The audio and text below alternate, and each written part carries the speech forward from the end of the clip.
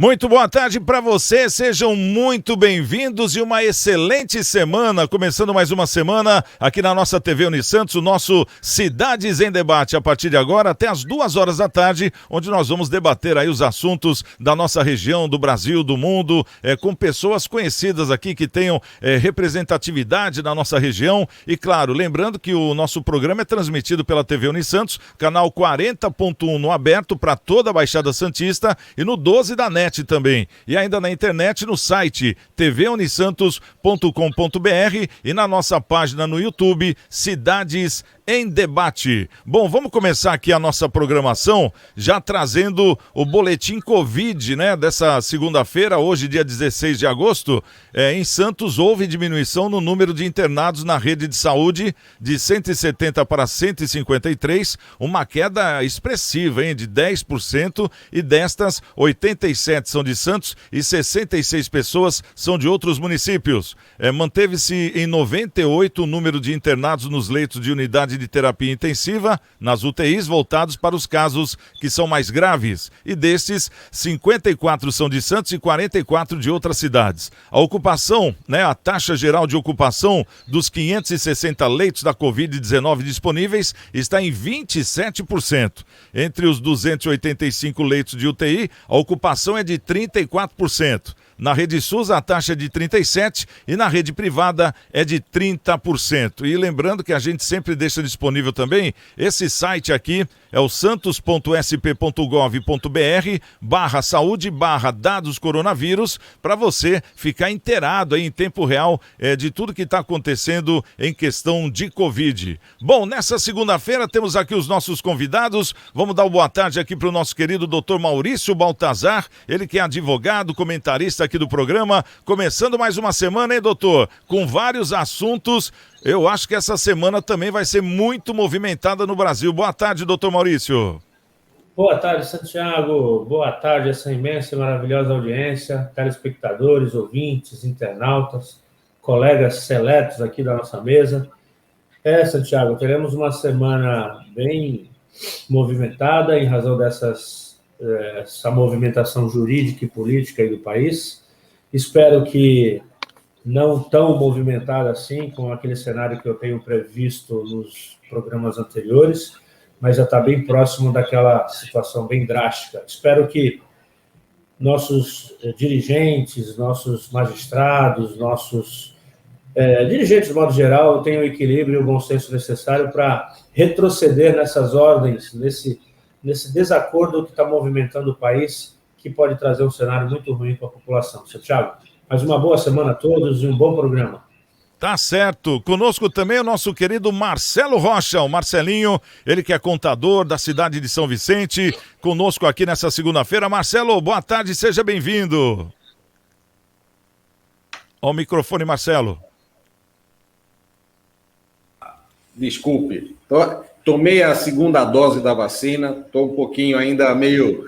Tá dando elo? De reação aqui, mas uma boa tarde para você, para todos os amigos de bancada, para todas as pessoas que estão acompanhando aqui o programa, e tomara que essa semana seja um pouquinho mais calma, porque se depender de STF, Bolsonaro, Anitta e Companhia Limitada, olha, vai ter assunto aí para mais de metro, viu, meu irmão?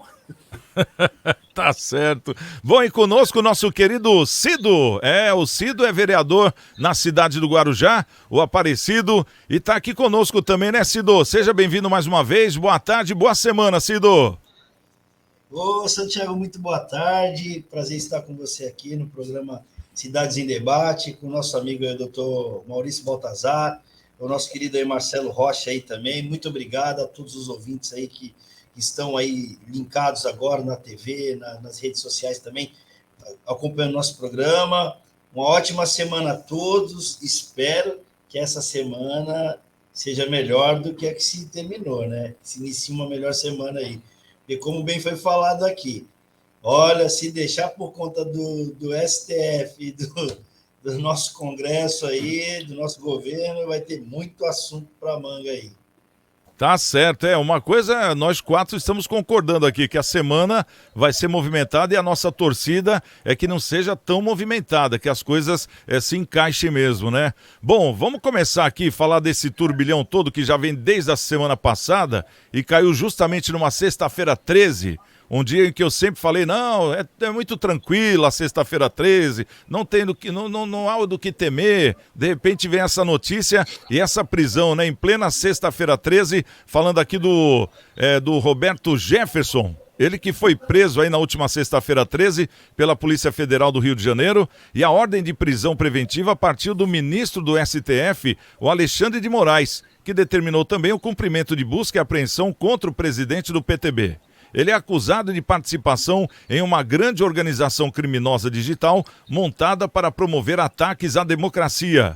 Em sua decisão, Alexandre de Moraes determina a apreensão de armas e munições do réu, bem como de computadores, tablets, celulares e outros dispositivos eletrônicos, bem como de quaisquer outros materiais relacionados aos fatos aqui descritos em poder de Roberto Jefferson Monteiro Francisco, que é o que diz aí o ministro Alexandre de Moraes. E o ministro argumentou que a prisão preventiva se dá pela garantia da ordem pública, já que há fortes indícios, olha só, né, de que o político cometeu diversos crimes previstos no Código Penal, artigos 138, que é calúnia, 139, que é difamação, 140, que é injúria, 286, que é incitação ao crime, 287, que é apologia ao crime ou criminoso, 288, associação criminosa, 339, denunciação caluniosa, e o Moraes cita ainda delitos previstos na Lei de Segurança Nacional e no Código Eleitoral. Doutor Maurício Baltazar, eu fico numa dúvida. Para se prender uma pessoa não tem que ter provas, porque aqui o ministro está falando de fortes indícios. Fortes indícios. É causa de prisão do jeito que foi feito? Se for assim, tem requisitos, pressupostos para prisão preventiva, né? Estatuídas lá no Código de Processo Penal. Mas me parece que não é o caso, Santiago. Aqui nós estamos falando de crime de opinião, né? E de certa forma, o STF está reincidindo numa inconstitucionalidade. Já naquele caso do Daniel Silveira, ele já acumulou a função de vítima, de investigador e de julgador, o que é inconstitucional na nossa legislação. Aqui é a mesma coisa, boa parte dessas injúrias, essas calúnias, essas difamações, supostamente proferidas pelo Roberto Jefferson, foram endereçadas ao Alexandre de Moraes, que, aliás, é tido como seu inimigo pessoal, bem como aos outros 11 ministros do STF. Então, são vítimas. E, na condição de vítimas, eles não podem investigar, muito menos julgar o procedimento. Deveriam encaminhar ao Ministério Público Federal para que eles, titulares da ação, tomassem as providências que julgassem necessárias. Mais uma vez, usurpa a função do Ministério Público e comete essa ilegalidade contra esse ex-deputado.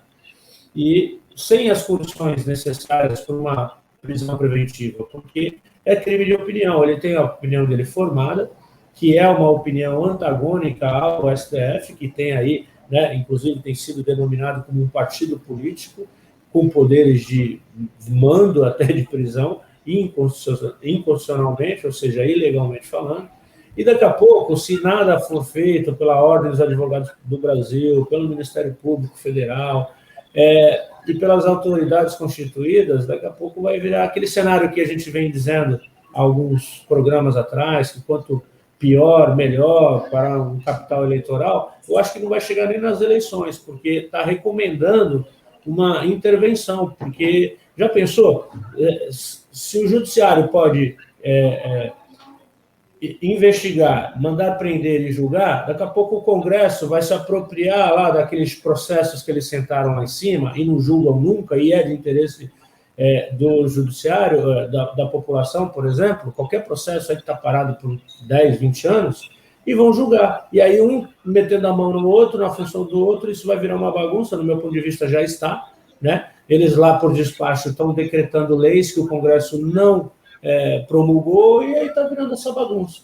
Eu não sei não, viu, Santiago? Eu acho que aquele cenário está bem próximo de uma intervenção militar aí que parte da população tem reivindicado, inclusive o Roberto Jefferson, e é por isso que ele está sendo calado, a exemplo do que aconteceu com o Daniel Silveira.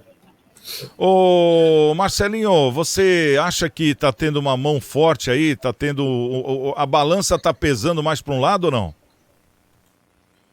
Santiago, o doutor já ponderou muito bem o assunto, né? O STF, quando eu fiz minha faculdade, terminei lá em 94, né? A gente sempre tinha nas aulas de direito que o STF é a última instância, né? E é para decidir conflitos ali que envolvam a Constituição Federal, né? Só que o STF agora, ele tomou de assalto aí um poder de polícia que a gente não via, né? Hoje o STF, ele manda prender, manda soltar, manda investigar, manda fazer sem que se tenha uma provocação correta e obedecendo aí o ordenamento jurídico, né? Não sei se eu estou falando alguma besteira, mas se eu tiver, o doutor pode ficar absolutamente à vontade para me corrigir, que eu também não sou da área, obviamente eu posso falhar. Mas quando um ministro do STF se posiciona politicamente contrário, não que ele não possa ter a sua posição, claro que pode, e todos nós devemos, mas pela função que ele exerce, não é de bom tom que ele se posicione. Né? Ele se posiciona. Poderia ser o governo do Lula, poderia ser o governo do Bolsonaro, seja lá de quem for. O STF está ali para ter isenção, né? Ser imparcial, analisar. Eu fiquei assim curioso para entender por que a Polícia Federal mandou diretamente para o ministro o pedido, né, de prisão. Por que não passou por um juiz federal, sei lá? O Roberto Jefferson tem foro privilegiado, alguma coisa, tá? Eu não tenho esse conhecimento, né? Então, está muito perigoso, né? A situação está muito perigosa, a gente pode começar a ter algum conflito interno, e isso não é bom, né? A gente não quer militar, não quer a volta do regime militar, não quer essas coisas, mas isso que o doutor falou pode começar a virar pauta, né? E quando começa a virar pauta, aí começa a aquecer o assunto vai aquecendo, tá? Aí vai desenvolvendo um corpo diferente, né? Então, a gente espera aí que não só o STF, o próprio presidente também, né, comecem a ver as coisas mais politicamente, mais educadamente, tentando agir pelos meios legais, obedecendo simples e tão somente a lei. Né? Tem tanta lei, tem lei para tudo. Né? Por que não se obedece à lei? Por que quando você fala mal de um ministro é uma coisa, fala mal do presidente já não é tão ruim assim, fala mal do governador não é tão ruim assim, fala do prefeito já está tudo certo, não tem problema? Quer dizer, é só falar mal do STF que tem problema? Então, óbvio, né? Quando você faz alguma acusação, tal, usa o meio jurídico e faz, essa ação não é do STF, é do Alexandre de Moraes contra Roberto Jefferson. Ponto. Ele tem o direito de entrar com uma ação também. Agora, quando ele age como instituição, aí a gente tem que ficar um pouquinho temerário e aguardar aí o que pode vir a acontecer mais à frente. Tanto que o Roberto Jefferson gravou um áudio e ele dizia justamente isso no áudio que ele gravou, né? O Alexandre de Moraes, a minha briga com você agora é pessoal, porque você está fazendo algo pessoal contra a minha pessoa. É você que está me prendendo, não é, no caso, algum erro meu que vem através do sistema que eu estou sendo preso. É uma coisa, ele disse até ditatorial, né? Então, quer dizer, ô Cido, você que é vereador, trabalhei na Câmara do Guarujá, tem aí os seus, aí são 19 vereadores, né? Nós somos em 17, Santiago. 17 vereadores, quer dizer, imagina você se o advogado da Câmara começa a dar as ordens, passa por cima de todos os vereadores e por cima do prefeito. Quer dizer, notoriamente, a gente fala, vira uma bagunça, não é isso? E a gente está falando de uma proporção menor do que é lá, né? Lá é a mesma coisa, mas é uma proporção maior. Como é que você vê esse atropelamento aí do STF em cima da democracia? Santiago, eu acho até que os poderes eles têm que ser respeitados, né? Somos regidos pelos poderes e hoje exerço o poder no legislativo. E como você bem falou, não tem como o prefeito do Guarujá intervir no legislativo municipal e tampouco o legislativo interferir no judiciário. os poderes têm que ser respeitados. E o que não vem acontecendo no país hoje é exatamente esse respeito, né? O ministro Alexandre de Moraes, ele sentou na cadeira do STF e agora ele acha que ele é maior do que a Constituição, ele é maior do que os poderes, ele é maior que tudo. Então, se sentiu ofendido, se sentiu caluniado ou difamado, ele não quer agir conforme a lei, não. Ele quer usar do poder que o cargo dele lhe dá, né? Ele é do STF, então o cargo dele dá um poder maior do que muitos cidadãos. E aí agora a gente começa a ver as imparcialidades acontecendo. E aí eu te pergunto, isso é uma coisa que está na mídia. E quantas outras coisas esses homens já vêm fazendo na cadeira do STF em prol de si mesmo? São coisas absurdas, infelizmente, são coisas absurdas. E é uma falta de respeito com o povo, né? Porque ele está ali, ele não foi eleito pelo povo, não foi colocado lá pelo povo. E aí, o que acontece? Ele faz da forma que ele acha que tem que ser, sem democracia alguma, né? Infelizmente. E o que eu noto também, viu, doutor Maurício, é que são 11, né, os ministros. E já é um número assim ímpar para não dar empate em votação, aquela coisa toda. Então, para cada um pensar do seu jeito. Agora, nesse caso aí, o Alexandre de Moraes anunciou a prisão, aí já apareceu o Fux apoiando, já apareceu o Barroso apoiando, já apareceu a Rosa apoiando, a Weber. Quer dizer, os ministros todos, eles são eles não são 11. Isso não é perigoso também? Eu exagerei quando eu falei atropelo da Constituição ou não? Negativo, Santiago, não exagerou. E essa questão do posicionamento dos outros ministros é importante justamente para tentar afastar, nesse caso é o contrário, né? Confirma a suspeita que todos nós, ou pelo menos a maioria dos juristas brasileiros, acreditamos que eles estão lá como uma instituição, eles não estão mais como um órgão julgador, a última instância. Não, eles estão uníssonos com a intenção de chegar a um determinado resultado, que ainda não sabemos qual é, até que ponto, que só destituir o Bolsonaro, inviabilizar esse governo, restabelecer a administração anterior, ou seja lá qual o objetivo. Por quê? O que acontece? Antigamente a gente estava acostumado, quando um determinado ministro dava uma decisão que não era de comum acordo, que não era razoável, que mudava inclusive a jurisprudência anterior, sempre havia manifestações de outros ministros, principalmente aquele Mello, né, o Marco Aurélio Mello, ele sempre vinha e falava alguma coisa, enfim, e acabava levando ao plenário para que se julgasse de forma constitucional e chegasse no denominador comum, revertendo ou não a jurisprudência dominante. O exemplo maior é aquela questão da prisão em segunda instância, que voltou de novo, enfim, mostrou um certo interesse institucional com essa mudança por último, e que vem chamando a atenção de todo o povo brasileiro. Então, a tese é de que o STF é o braço armado do golpe. Não armado no sentido de estar armado, literalmente, mas é quem mais está atuando para que a nossa regra constitucional seja rasgada. A nossa Constituição está sendo vilipendiada. Onde já se viu, eu não cheguei a pensar tanto assim, juridicamente falando, mas o Marcelinho está correto. O Roberto Jefferson ele não é deputado, ele não tem foro privilegiado. Quem tinha que estar investigando isso é lá a primeira instância, o primeiro piso, o juiz federal ou estadual de primeira instância, não era o Alexandre. Né? Então, ele tinha que, na condição de vítima, fazer uma representação, provocar a polícia para que lá no piso tomasse as providências, não na terceira e última instância, como vítima, julgador, investigador e julgador.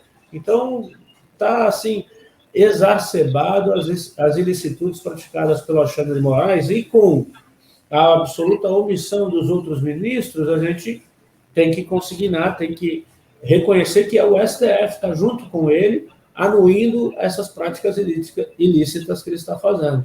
O outro maior exemplo é o Daniel Silveira. Não era para ele estar preso mais, né? Já teria, se fosse qualquer outro crime mais grave do que ele teria praticado, ele já estava na rua. Nem admitem mais procedimento de pedido de liberdade, e só um preso político. nós estamos aí naquele cenário bem próximo de uma confusão aí, de uma desobediência, enfim, civil, intervenção. É um cenário bem esquisito, Santiago, que também nasci na época, né, dos militares, eu não tinha visto. Eu me apaixonei na adolescência pelo direito, e vivo do direito, e nunca vi um cenário igual a esse. E estou muito preocupado pelos meus filhos, por tudo que a gente tem, enfim. Que Brasil nós teremos agora para o futuro? Tá? É complicado. E aquele negócio também, né? A gente vê, por exemplo, ele vem testando, né? Prendeu um deputado que não poderia, no caso do Daniel Silveira. Tanto que o advogado dele mesmo, do Daniel Silveira, falou: eu não sei mais o que eu faço. Acabou meus argumentos, não tem mais o que fazer. Vou cruzar os braços e pôr nas mãos de Deus. Quer dizer, foi isso que ele falou. Agora, o Roberto Jefferson, que era é o presidente do PTB, né, a nível Brasil. E o que me chama a atenção é que no dia que ele é preso, aparecem algumas pessoas do próprio partido dele dizendo: ainda bem que ele foi preso, porque nós não concordamos com o que ele pensa. Poxa, os caras estão no partido há 20 anos, e na hora que o cara é preso fala isso, ou então saísse do partido, ou então falasse abertamente. Então, quer dizer, a gente vê que existe uma certa organização por trás de questão de mídia. É o que eu estou vendo. Porque senão já teriam falado antes, porque ele sempre foi falador. Isso há já muito tempo. Agora, a questão fica aqui, já que a gente está fazendo previsões, e se o Alexandre de Moraes chega ao ponto de prender Jair Bolsonaro, o que acontece, doutor? É bem complicado. Esse cenário que a gente está verificando está bem próximo. Qual é a maior autoridade? Se ele lá, diante desses desmandos, no meu ponto de vista, ele já poderia ter providenciado um requerimento aos militares para chamar a ordem, porque não tem mais a ordem. A ordem constitucional é o princípio tripartite dos poderes. O Congresso tem a função lá, legislar, o Judiciário de julgar e o Executivo de administrar. Eles, com despacho, eles estão fazendo tudo. E o Congresso está sendo absolutamente omisso. Para mim, o Congresso está todo emparelhado por esse comunismo. Eu não sei nem como dizer como eles conseguem fazer isso. Se for com aquela dinheirama toda que o PT conseguiu na administração anterior, Petrobras, etc. Por quê? Porque o Congresso deveria, mesmo por mais que o Daniel Silveira, por exemplo, tivesse errado, e ele está errado, eu não comungo com nada com o que ele falou, aquelas besteiras deles, nada daquilo, tinha que responder, mas ele tinha que responder lá no Congresso, questão de ética. E o Congresso tinha que defendê-lo da ordem ilícita e espúria do Alexandre de Moraes. Na medida que ele não faz, ele deu autorização tácita para o STF fazer isso com outro qualquer político, seja empossado ou não, e é o que ele está fazendo. E aí é um crime de opinião, quer dizer que o cara que tem o dom da palavra, protegida pela Constituição, não vai poder falar nada. Ou vai abaixar a cabecinha dele, e deve ser esses políticos aí do mesmo partido, que devem ter alguma dependência, algum julgamento para sair lá no STF. E alguma capivara, né, doutor? Tem que concordar, tem que dizer amém e tudo mais, aí já viu, eles vão continuar fazendo. Aí vão para o Executivo, já fizeram no Congresso, agora vamos para o Executivo. E vai ser o próximo passo. Vão dar o impeachment, mesmo com essa questão da fake, já mudou de novo o objetivo da CPI. Lembra? A CPI era para um objetivo, eu falei aqui, perdeu o objeto, segundo, perdeu o objeto, agora vem o novo. Um terceiro ou quarto objeto que é incluído pelo presidente Bolsonaro nessa questão por causa do fake news. Então, assim, até eles conseguirem o objetivo deles, que é inviabilizar essa administração e, quem sabe, até caçar o presidente. E aí eu não sei qual vai ser o próximo passo. A CPI perdeu o objeto quando eles falaram que iam chamar os governadores, mas não podia constitucionalmente os governadores prestar depoimento. E, ao mesmo tempo, ali já deveria ter acabado, então, porque acabou ali. E outra, eles nem foram para um segundo objeto, que seria o quê? Então vamos chamar os secretários de estados, né, os secretários de saúde dos estados e também os secretários de finanças dos estados. Já que o governador não pode, o secretário pode, mas até hoje não se falou nisso. Quer dizer, agora você vai falar de Covaxin, aí você vai a fundo de uma questão que não tem nada a ver. Eu estou falando isso em questão de povo, viu, Marcelinho? Onde você acha que o povo sai ganhando nisso tudo? Olha, acho que em nenhum momento, né? Na verdade, está polarizando cada vez mais. Isso não é bom para a democracia, né? Claro que a gente tem que respeitar todas as opiniões, toda a opinião adversa, ela vem para agregar, vem para ajudar e, obviamente, nos fazer crescer, mas do jeito que está sendo conduzida aí os mandatos e a atuação do judiciário, principalmente aí na figura do STF, eu acho que a gente está caindo para um caminho muito perigoso, né? E a gente não está preparado para um momento de recessão dramático, né? Então, a gente precisa se estabilizar, precisa dar visão, né, a investidores que o Brasil está estável, né, que você pode vir para cá, pode investir, é um país que vai te dar retaguarda jurídica e tudo mais. Só que do jeito que está acontecendo as coisas, você vê, acontece alguma coisa com o presidente, a bolsa sobe ou cai. Acontece alguma coisa com o STF, o dólar vai lá para cima e aí acontece, né? Os investidores estão tirando porque não tem segurança jurídica no país, tal. Então, assim, tudo isso é ruim única e exclusivamente para o país. Ô, Cido, a gente vê que essa polarização, de um lado é por causa do Bolsonaro e do outro lado é por causa do Lula. Se o Bolsonaro seja reeleito, você acha que vai continuar bagunçado ou não? Não deveria, né, Santiago? Acho que tem que botar ordem na coisa, ele tem que ser mais incisivo em algumas coisas aí. Colocar a ordem, como o doutor bem falou, nos poderes e para cima do Congresso, fazer alguma coisa, porque quem pune o Congresso? Se o presidente fala alguma coisa que é errado, que eles acham que é errado, julgam ser errado, eles fazem sanções contra o prefeito, contra o presidente. E no caso do Alexandre de Moraes ou de qualquer outro ministro, quando eles cometem os seus erros, as suas por maiores, quem os julga? Se eles estão na última instância, se eles estão sentados em cima da Constituição. Então, deve ser dessa forma. Isso eu vejo que é cunho político, só pode ser cunho político, só pode ser política na coisa. Ninguém está fazendo isso pensando no bem do país, da população, da nossa nação. Não é por isso, eles estão pensando em bens próprios, pessoais. E aí fica nessa imparcialidade. Eu não gosto, então eu faço sanções contra. Eu gosto, então eu relevo os erros que eu vejo. É o que está acontecendo, né? Os amigos tudo e para os inimigos está só a lei. Está mais ou menos isso. Esse é o dito que eu vejo dessa forma.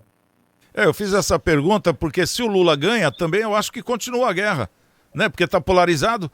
Então a gente tem que chegar no meio termo, temos que achar esse meio termo. E a gente vê também em grupos de família, em grupos de WhatsApp, de amigos de família, a gente vê que pessoas perdem a amizade porque pensam diferente. Então, quer dizer, é uma coisa que está muito complicado, não está não? O que vocês acham, hein, doutor? Só para finalizar. Eu acho que o país está muito polarizado e está tão acentuado isso no mundo da mídia, da televisão, né, nas escolas. Essa polarização está refletindo em todos os lugares, em todo nível da administração pública. Então, acaba afetando as amizades, os familiares, né? Eu tenho amigos que não falam mais comigo porque eu tenho aqui no programa me manifestado dessa maneira e eles acham que é inconcebível eu, um advogado que corra atrás do direito do indivíduo, né, principalmente da pessoa, e não de empresas, eu deveria estar comungando do entendimento dos comunistas, de modo geral, reivindicando mais e tal, mas não é isso, né? Não se trata disso aqui. A administração tem que ser democrática. Cada ponto, comunismo, centro-esquerda, centro-direita, cada um tem razão em determinado ponto. E a democracia serve para a gente chegar no denominador comum e ser feliz com as diferenças de cada um. Do jeito que está, levando a ferro e fogo, está complicado. Não vai ser só a amizade que nós vamos perder. Crise econômica lançada pelo Marcelo, a questão, né, armada, enfim, não sei. O cenário está aqui nos nossos vizinhos. O que está acontecendo com a Venezuela? Né? Então, a gente tem que olhar para esses exemplos e tentar chegar no bom senso. Mas o bom senso tem que partir de lá de cima, que é eles que estão com o poder na mão. Né? Tinha que chegar agora um poder, assim, alguém que tenha a condição de pegar na mão de cada um no seu quadrado, vai fazer a sua função lá, não dá para fazer, sai, entra alguém que faça, e colocar as coisas no eixo, porque do jeito que está Eu vou perguntar para vocês, quem que está mandando no país hoje? Se tivesse um problema com o vizinho hoje, uma guerra, quem que ia unir esse país? Quem que manda nesse país? Me respondam, por favor. Está difícil. Né? A gente não acha um, a gente acha vários. Então, e aí tá complicado, eu não sei, Santiago. Ou acharíamos 11, né? Pelo menos, né? Pelo menos 11.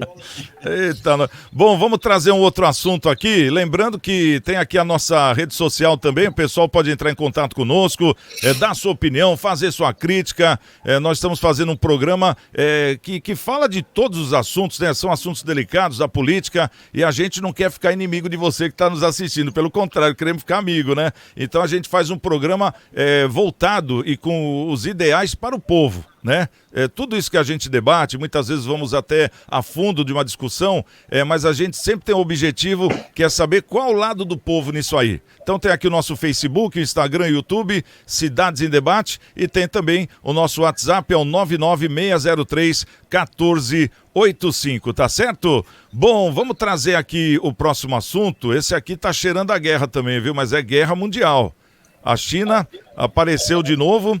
E tem essa notícia aqui que a China rejeitou sexta-feira passada, mais uma vez aparecendo na sexta-feira 13, os apelos da OMS, a Organização Mundial da Saúde, para realizar novas investigações em seu território sobre as origens da Covid-19, alegando que apoiam a abordagem científica e não política para estabelecer como o vírus surgiu. Os primeiros pacientes com o coronavírus foram identificados no final de 2019 na cidade chinesa de Wuhan. Desde então, o vírus se espalhou por todo o planeta e deixou mais de 4 milhões de mortes em seu rastro, com graves consequências para a economia mundial. Os cientistas ainda lutam para rastrear a origem do vírus. A transmissão foi de um animal? Vazamento de um laboratório chinês? Pequim se opõe fortemente à última hipótese, né, que é essa de vazamento de um laboratório de lá, já que não quer parecer responsável pela pandemia. Bom, resumindo a história, os Estados Unidos estão apertando o cerco, né, e está dizendo que veio do laboratório. E estão querendo saber, olha, abre as portas para a gente poder verificar cientificamente. E a China está dizendo que não. Isso aí é política. Como é que você vê isso, Marcelinho? Olha, a China tem um regime ali totalitário, comunista, né? Tem um partido único que já toma conta ali da nação por muitos e muitos anos, criado ali por Mao Tse-tung, né? Então, é difícil você entrar na China sem que eles queiram realmente, né? E quando se trata de um assunto tão delicado, que foi pontuado com tanta energia pelo ex-presidente americano Donald Trump, né? É óbvio que eles ficam com o pé atrás, né? E ficam se segurando porque qualquer informação contrária poderá levar a eles uma responsabilização.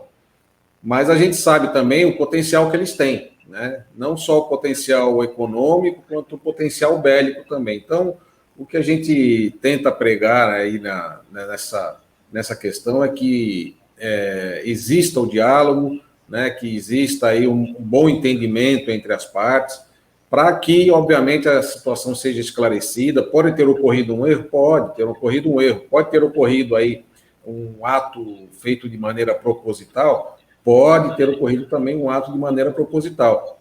Então, a gente tem que ficar atento, ver com muita cautela essa questão, né, porque qualquer mexida econômica que a China faz, ela traz uma marola grande para o mundo inteiro, né?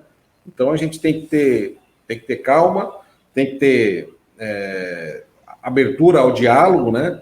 E analisar bem a situação. Mas realmente o vírus surgiu na China, pode ter sido por uma falha de pesquisa, alguma coisa, e isso aí proliferou pelo mundo inteiro.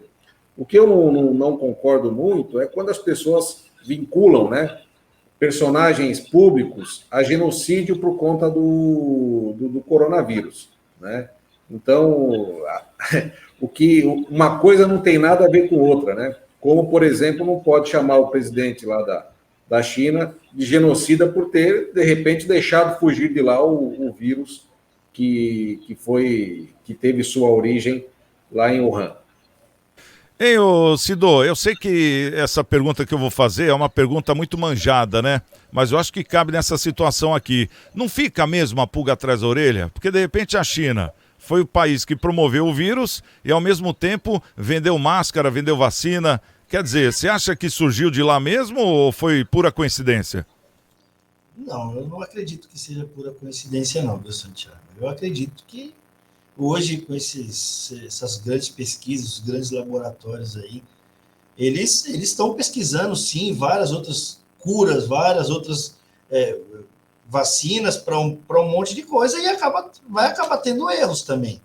Agora, que é estranho que eles estavam preparados para tudo e hoje eles já não sofrem mais com a Covid, isso é estranho. Mas como o Marcelo falou, não dá para chamar de genocida o presidente chinês. Porém, é a maior economia do mundo hoje, praticamente, a China, e ele consegue controlar todo o mercado mundial, né? Assim falando. Então, eu acredito que seja algo criado em laboratório, sim, e que tenha tido represálias dessa forma. Alguém quis se beneficiar diante disso. E conseguiu. Porque hoje o mundo tenta se recuperar da Covid. Infelizmente, parece que não é só esse vírus que tem aí, né? Tem a nova variante aí, que pode matar muito mais pessoas, que está vindo. Mas, infelizmente, daqui para frente, o poder bélico dos países não vai ser tão valorizado quanto o poder das epidemias. Esse aí vai ser sorrateiro, mas vai ceifar muitas vidas. Doutor Maurício, o PIB da China já era esperado um PIB desse, né? De aumentar, mesmo na pandemia, e aumentou, né? Foi o que mais aumentou no mundo, que eles já vêm numa crescente já há muitos anos. Mas você acredita que, por exemplo, venha um outro vírus pior que esse, ou então tão cruel quanto esse futuramente? Não digo já, daqui uns 2, 3 anos ou não? Eu entendo que sim, viu, Santiago? No começo da pandemia era só uma desconfiança, uma teoria da conspiração e tal, até porque existem livros aí de pessoas que faziam um prenúncio de algo parecido, né? Mas, enfim, o fato é que o Congresso americano tem investigado muito esse assunto, não só por causa do Trump, que anunciou categoricamente que era intencional e tal, e tinha o dedo da China, mas também já estão em outro nível de investigação. É de que teria, supostamente, a participação de americanos nesse estudo e neste vazamento, enfim, e que está tornando muita gente mega trilionária, o que já era, por conta dessa pandemia. Então, com as informações que vêm sendo vinculadas lá no Congresso americano, essa versão está no outro nível, que não só foi um vazamento, mas que foi intencional e teve também participação de americanos, laboratórios, enfim, envolvidos nesse estudo. Então, a pressão da OMS, da MSC lá na China também tem essa questão, porque poderia provar essa teoria nova de que não só foi lá, como já é incontroverso, mas que foi doloso e com fins financeiros e de ordem econômica, porque não é por acaso, né, no meu ponto de vista, por mais que a China tivesse preparada para qualquer movimento mundial, todo mundo né, acabou consumindo dos produtos que ela já tinha lá, quase que imediato. É como se ela já tivesse verificado a possibilidade desse fato acontecer e está recebendo os louros, né? E ela está voando, né? Comprou empresas aqui no Brasil pela metade do preço, ou menos ainda, empresas no mundo inteiro, mineradoras. Então, se a China fez, ela fez, né? Está ganhando muito e vai ocultar essa intenção para não represária, porque eu acho que só um país no mundo tem condição de fazer alguma represária contra a China, mas tornar mais, fazer com que o povo chinês seja mais querido do que ele é hoje, por causa desses fatos. Os chineses nem sempre são bem-vindos, como circunstâncias que têm acontecido lá na África e agora no Brasil. Não é de se duvidar essa teoria que você está falando, doutor Maurício, porque se a gente voltar no começo da pandemia, a China já tinha vacina. Tudo bem, vamos supor, suposição que seja ela quem inventou o vírus. Ela já tinha vacina pronta antes de soltar o vírus. Mas, ao mesmo tempo, deu o quê? Um mês, nem isso. Os Estados Unidos já estava fazendo. A Johnson estava fazendo, quer dizer, o Reino Unido estava fazendo e ficou ali. Pela velocidade que estavam fazendo as vacinas, era para ter pelo menos uns 20 fabricantes hoje no mundo, depois de 2 anos, e a gente vê que não chega a isso, né? E os que chegam, os que saem, são detentores deles também, né? Então é uma matemática muito lógica essa, viu, doutor? Muito lógica. Não é só uma coincidência, né? Não, nesse caso, coincidência não existe. Nesse caso, eu acho que é muito difícil. E, de repente, agora tem uma guerra, né, por trás dos panos aí, porque os Estados Unidos está pediu para o Exército, para o Serviço de Inteligência averiguar o vírus. Então, quer dizer, alguma coisa saiu do controle, né? Do combinado. Imagino eu. Pode ser ou pode não ser. Tomara que não seja, né, Marcelinho? Eu estava até dando uma olhada aqui na internet, já tem um vírus novo, que surgiu agora em julho, né? A primeira morte pelo vírus do macaco, que é a tal da herpes B, né? Então, ainda não tem uma certeza de que esse vírus possa ser transmitido entre humanos, mas já morreu o primeiro humano aonde? Na China, né? Que foi dissecar macaco lá tal, e aí pegou o vírus. Um mês depois, náuseas, vômitos, febre e tal, veio a falecer, né? Aí vem o do pássaro, que é a influenza, o próprio HIV também, né? Vem aí do macaco. Tudo isso daí surge de estudos e aí, de uma forma ou outra, acaba vazando, né? Então, muitos já previam muitos previam que o futuro não seria mais de guerra com materiais bélicos, né? Seriam guerras biológicas, né? Então, isso daí eu acho que está muito em evidência, né? Principalmente em países que são mais fechados ali e tal, que tem tem uma forma de impedimento, né? De que, obviamente, os outros tenham acesso. Então, a Rússia, a China, né?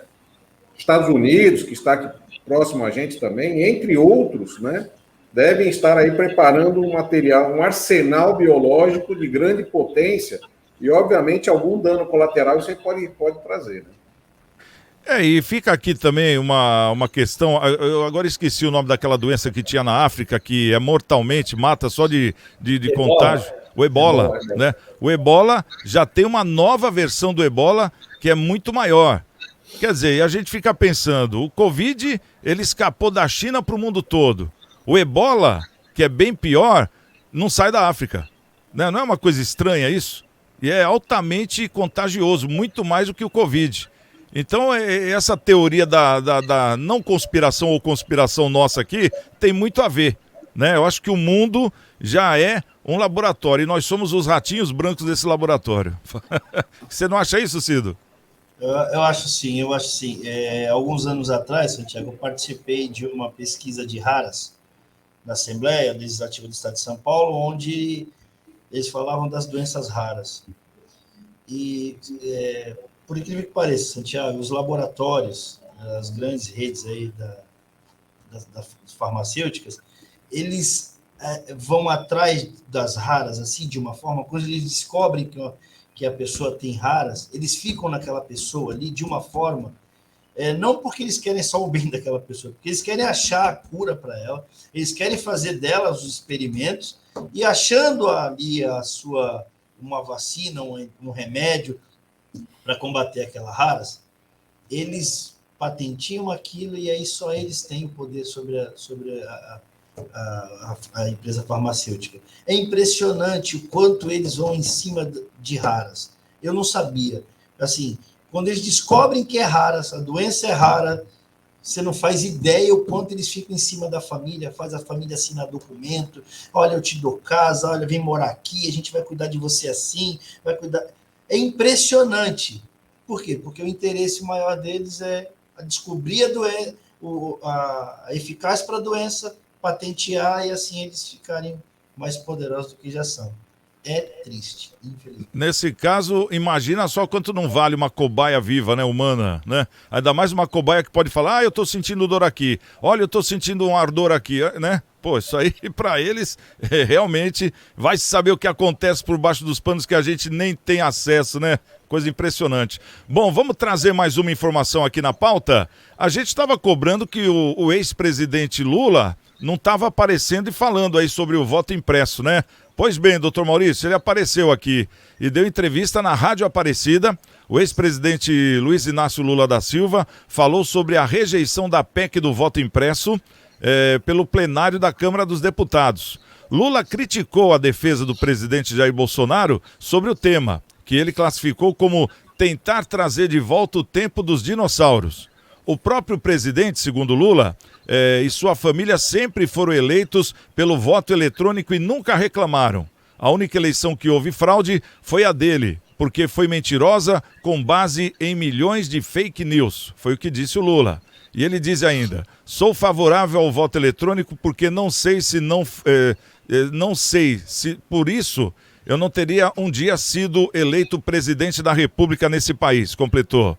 Para Lula, o Congresso Nacional tomou a posição correta em tentar encerrar o debate sobre o voto impresso no Brasil, apesar do projeto receber 229 votos favoráveis, né? Quer dizer, ganhou, mas não chegou àquele quórum que era de 308 votos. O número, segundo o petista, exemplifica o conservadorismo do parlamento. Quer dizer, o Lula está dizendo que no Brasil hoje tem muito militar, que é político, aquela coisa toda, por isso que deu esse tanto de votos. E ele deu a opinião dele aí em questão do voto auditável, né? O voto impresso auditável.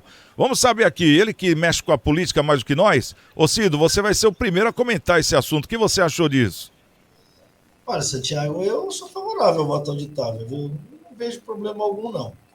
Até porque a urna eletrônica ela é um sistema que ela é eficaz para nós aqui no Brasil, porém ela não é aplicada em nenhum outro país no mundo. Salvo engano, acho que mais 2 países, ou um país, salvo engano, que usam a urna eletrônica. Os demais são da forma antiga, cédulas, a pessoa tem o direito ali do voto.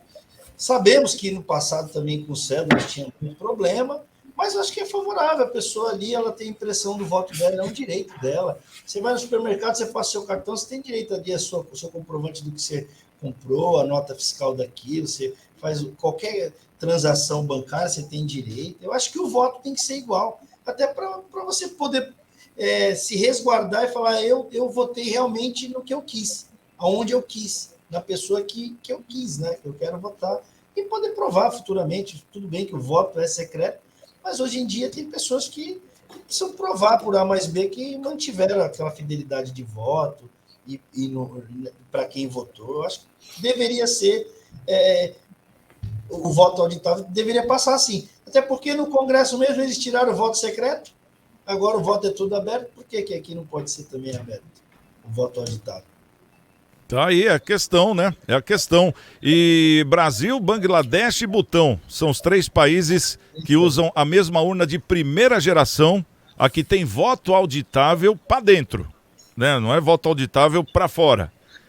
Mas com voto auditável para fora, ou seja, com a papeleta, já tem países que usam as urnas de segunda e até terceira versão, né? Geração que eles chamam. Inclusive Equador e Paraguai, aqui na América do Sul, eles usam urna da terceira geração, né? Que já vem com essa papeleta, quer dizer, já existe, né? Já existe, a gente não está pedindo coisa de outro mundo. E só para ressaltar aqui, diga-se de passagem, a deputada Rosana Vale, aqui na Baixada Santista, ela foi a única que votou a favor do voto auditável. Inclusive está rodando aí nas redes sociais dizendo que ela votou não, ela votou sim. Ela votou sim, é que a Carla Zambelli, que é a deputada federal, que é aliada a Bia Kicis, né, que foi a relatora do projeto do voto auditável, ela fez uma projeção de pessoas que iriam votar sim ou não, né? Então, pelo partido da Rosana Vale, ela deixou na lista dela dizendo que ela ia votar contra. Então, quer dizer, a Rosana Vale, ela foi até contra o partido dela para votar sim, e foi a única deputada federal da nossa região que votou sim. Os outros 2 votaram não. Quem está faltando aqui para falar sobre o presidente Lula? Doutor Maurício? Sim, Santiago. Veja bem, o Lula não ia falar a favor do voto auditável nunca, né, Santiago? Diante dessa polarização que ele está no extremo, é óbvio que ele ia defender a tese que os seus compatriotas têm trazido. Até porque, eu repito, já falei sobre esse tema anteriormente, na época das eleições da Dilma com o Aécio Neves, nós lembramos, né, ainda me vem à mente aquele vídeo lá, a maquininha computando voto uma atrás da outra, sem que ninguém estivesse votando. Ou seja, há problemas, né? E o próprio PSDB, nessas eleições, entrou com uma ação judicial, e essa ação foi julgada, e teve uma perícia. Na perícia, foi verificado que o sistema eleitoral das nossas urnas é inauditável, ou seja, não é possível auditar. Então, certamente ele se beneficiou, o partido do PT, né, porque ela acabou sendo eleita, e ele vai se aproveitar desse vício, desse problema, nesse momento, que todos os PT, PCdoB, todos os partidos de esquerda que tiveram no poder junto com ele, reivindicam tão fervorosamente como é o caso. Então, eu imagino que há, sim, problemas, que são problemas intencionais, problemas que gerou até asilo político do ex-delegado federal, lá, o Diógenes, né? Como é o nome dele? Protógenes, que veio, denunciou, investigou, identificou o hacker e ninguém faz nada. Então, Santiago, ele tem mais que se defender mesmo nesse sentido, porque se for uma eleição justa, ele e um poste ganha o poste, porque ninguém no Brasil, em sã consciência, deveria trazer um sujeito como ele, que fez tão mal à nação, para administrá-la de novo. Se vem com o Bolsonaro ou qualquer outro, eu imagino que vai dar o outro, porque ele ninguém merece. Bolsonaro é ruim, não é o melhor do mundo? Certamente não é. Mas, pelo amor de Deus, trazer aquele cenário de novo, assim, eu não consigo imaginar essa possibilidade. Mas, enfim, é o que temos para hoje. Graças à canetada do STF, ele está aí na jogada política, pode ser eleito. Então, espero que o bom senso do povo seja no sentido contrário. Ô Marcelo, como é que você vê esse negócio? Paraguai e Equador, usando urnas de ponta, de terceira geração, que já vão com o voto auditável, do jeito que o Brasil está pleiteando. O Brasil foi quem inventou essa tecnologia para o mundo. Como é que a gente é ultrapassado assim? Fala para mim. Pois é. Começa que a imprensa vendeu, né? Vendeu na forma que muitos partidos também venderam, que o voto seria impresso. E, na verdade, é só o voto auditável, né? Você tem que dar possibilidades e ferramentas para trazer transparência ao processo. Então, por exemplo, hoje, se você quer investir na Bolsa de Valores, você tem que pegar uma empresa que tenha seu balanço publicado e, junto dessa publicação, o parecer de um auditor independente, que vai, obviamente, trazer aí credibilidade para aquela demonstração. Hoje, você consegue auditar a urna eletrônica? Por que não tem uma empresa de auditoria independente que entre ali e fale, olha, vamos contratar aí para essa eleição, vamos abrir licitação, vai entrar lá Pricewaterhouse, Ernst Young, Deloitte, qualquer uma, né, ou outras, que vão lá trazer credibilidade. Eles fazem uma amostragem, tem uma técnica, tudo para fazer. Por quê? Porque não tem como auditar. Mas como isso daí surgiu? E vincularam ao Bolsonaro, né? Então, obviamente, tudo que se vincula ao Bolsonaro hoje e vai para Congresso, não passa. Ponto. Não passa. Né? Então, foi uma divulgação errada, voto impresso, voltar, retroagir, tal, não tem nada a ver isso daí, não vai retroagir nada, tal, simplesmente traz mais transparência ao processo, né? Traz mais transparência. Passou agora pela PEC, pela votação da PEC, não entrou, agora o que nos resta é observar a regra, né? E tocar em frente, e mais à frente, esperar que isso aí volte à pauta para que seja colocado aí em prática, porque isso aí é bom para a democracia, porque traz transparência, credibilidade a todo o processo. Eles gastam tanto com tantas coisas para as eleições, né? Você vê, tem um tribunal superior eleitoral, né, que fica ali, trabalha de 2 em 2 anos, tem um trabalho efetivo ali e tal, né? onde os profissionais poderiam estar canalizados em outras áreas do direito para poder escoar mais rapidamente processos cíveis, criminais, trabalhistas, seja lá o que for, né? E ficam ali restritos a trabalhar aquele período. Então, assim, tem muita coisa errada aí, tem muita coisa que vem de períodos passados, né? E se a mídia não apoiar a alternativa que está sendo colocada, né, à disposição para análise, dificilmente vai passar, porque os políticos são pressionados pelos seus, né, pelo seu público, e, obviamente, aí vão atuar de acordo com o que mais traz visibilidade na mídia e para o seu público. E é uma coisa tão fácil, né? Porque o próprio Barroso, quer dizer, na minha opinião, ele se equivocou quando ele falou, não, imagina você pegar cada urna, levar, tem o Comando Vermelho, tem os Amigos do Nordeste, tem o PCC, nós estamos num país que vive uma guerra do crime. Quer dizer, já começou daí, né? Um cara que é o Supremo da Justiça, quer dizer, enaltecer o crime. Já começou o erro daí. Aí veio falar, como é que você vai pegar todas essas urnas e contar esses papeizinhos? Não dá. Quer dizer, a coisa mais fácil. Cada sessão, fechou, cada sessão tem lá o seu secretário, conta-se. Cada sessão conta o seu voto, lacrou, pronto, bateu a conta, está aqui assinado.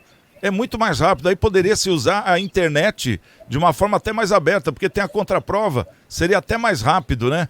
Mas não, eles sempre falam de um outro lado, que a gente fica imaginando, até para imaginar é difícil, né, essa história e esse enredo todo que eles falam aí, né, Marcelo? Eu acho que o STF sentiu o golpe nessa questão, tá? Tanto que o ministro Barroso, ele soltou aí algumas medidas para trazer transparência, porque ele falou, olha, em respeito à opinião de muitos brasileiros que não confiam na urna eletrônica, né? Muitos brasileiros nada, a maioria quer a transparência. Isso é bom para todos, não é ruim. Não é o voto ser impresso, tá? É a possibilidade de você ter a certeza de um pleito, né? Aí vem gente defendendo, não, mas se fosse isso, o Bolsonaro não era eleito, o Lula não foi eleito, não sei quem. Quer dizer, não tem nada a ver uma questão com a outra. O que está em questão aí é transparência, é credibilidade. E isso você só consegue trazendo à tona os fatos que possam, obviamente, né, tornar críveis todo e qualquer processo. Tá certo. Bom, infelizmente está chegando o final do nosso programa aqui, bem debatido, né? Que bacana. Quero agradecer aqui a presença do nosso querido Aparecido, o Cido, ele que é vereador na cidade do Guarujá. E como é que tá o Guarujá aí, Cido? Tá tudo tranquilo ou não? Bom, Santiago, primeiramente agradecer mais uma vez a oportunidade de estar aqui no programa com vocês. E um debate gostoso, bem democrático, né? E você vê que no final de tudo a gente tem os mesmos pensamentos, os mesmos ideais, né? Isso é que é legal. Eu hoje estou representante do povo, estou eleito, mas sou favorável, sim, que o voto auditável seja que passe, que seja mesmo, as urnas sejam dessa forma. Sou favorável que os poderes sejam respeitados, tanto o judiciário quanto o legislativo, quanto o executivo. Sou favorável a tudo isso. Então você vê, e vocês comungam do mesmo pensamento, das mesmas ideias, às vezes de forma diferente de falar, mas com o pensamento que é igual a todos, né? Eu acho muito bacana e agradeço de coração, mais uma vez, poder estar no seu programa aqui e participar desse debate muito maravilhoso. Tá certo, Sidão. Um abração para você, meu querido. O Marcelo Rocha também, Marcelinho, nosso contador. Obrigado pela presença, hein, Marcelo? E o doutor Maurício Baltazar, nosso advogado e comentarista. Até amanhã, hein, doutor? Semana só tá começando, hein? Pessoal, quero agradecer a todos vocês também. Obrigado pelo carinho, obrigado pela audiência. E amanhã, 13h, tem mais um Cidades em Debate aqui na TV Unisantos. Então a gente se vê. Um grande beijo, ótimo dia e linda semana.